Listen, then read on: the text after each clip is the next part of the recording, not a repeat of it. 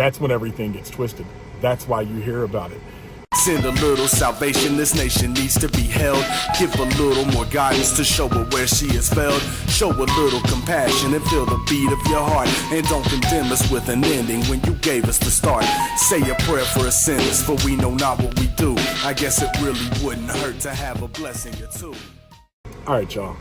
We've got to have a serious discussion on how much of a role the media plays in our lives.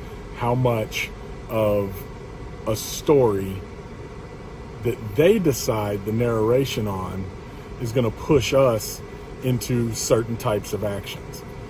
I just finished watching an 8-some-odd minute body cam footage video of the George Floyd arrest, and I've got to say I'm a bit perplexed, with what the media showed us, what was on all the news stations.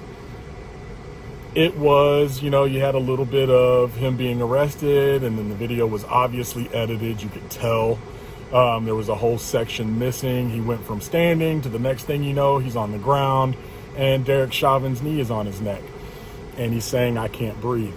And with that, they pushed this narrative that it was a racial incident, a white cop and a black suspect / victim. And they push this whole race narrative. And the next thing you know, we've got violent protests going on, riots, vandalism. And then I watched this video. And a lot of that narrative goes out the freaking window.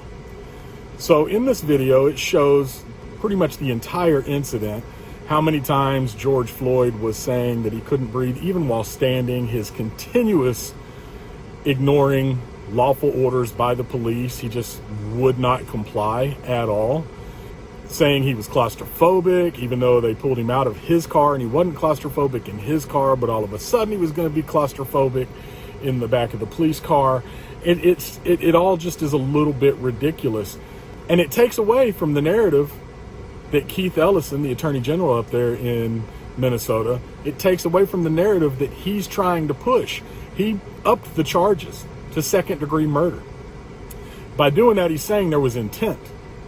This video shows that there was no intent. I'm not saying that Derek Chauvin is innocent.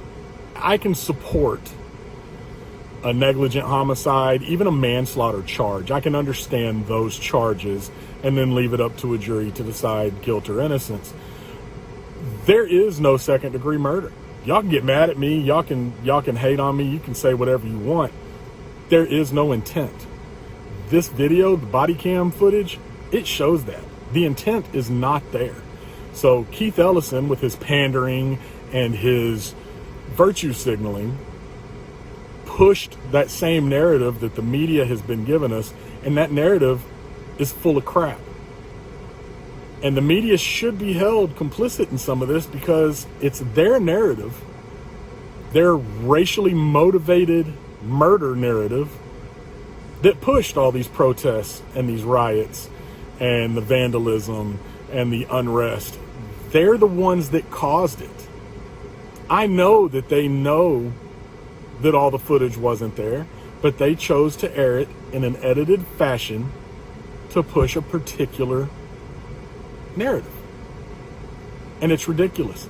And at this point, in all honesty, like I said, I can understand and even support a manslaughter charge, negligent homicide. I get it. I can understand those charges. Doesn't mean he's going to get found guilty.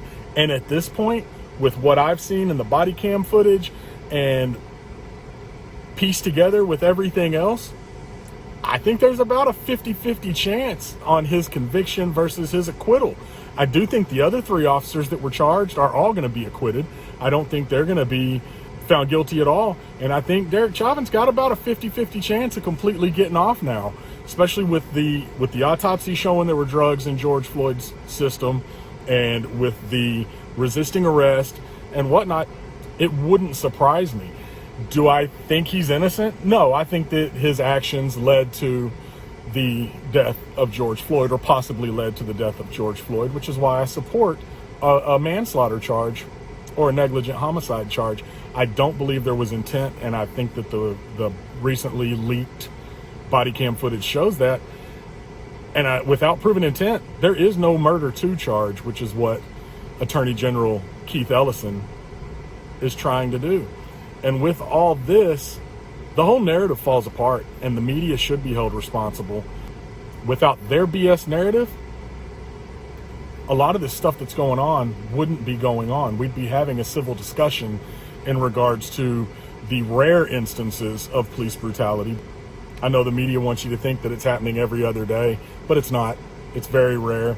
And if it were handled accordingly in those rare circumstances, you'd probably never even know that it was an issue, except that the media, like always, jumps in without knowing the whole story, or possibly knowing the whole story and not wanting to let everybody else know the whole story because they want to pick the narrative.